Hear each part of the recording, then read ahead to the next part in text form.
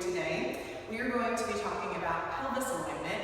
It's something that is extremely important. As a dancer, your alignment as a whole is really important, so your muscles can work properly and you can avoid any possible injuries. You don't want your muscles and ligaments to be overworked, so you want your alignment and your bones to be aligned properly so they can work in a healthy way for you.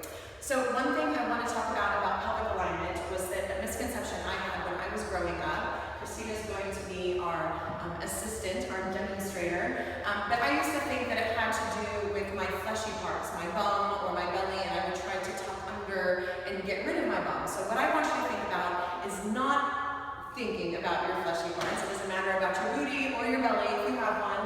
It has to do with your bone structure. So we're going to face Kristina forward for just a second.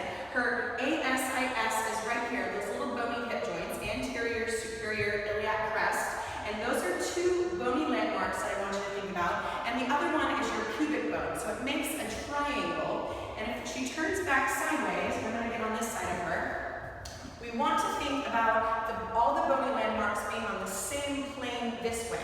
So if her pubic bone is in front of her ASIS, that makes her tuck. And tucking is very dangerous for a dancer. It makes us grip in lots of different ways, and it crams our joints and makes our muscles and ligaments overwork. And then if we put the pubic bone behind the ASIS, not joints, but ASIS, it makes us arch our back, and that puts a lot of strain on our lower back and makes everything else tighten up in our hip flexors. So she's going to use her lower abdominals to align her three bony landmarks in the same plane, and that's why dancers want to have a nice strong core, especially with their lower abdominals. I am not a huge fan of crunches. I like to do abs for my dancers that specifically focus on the lower abdominals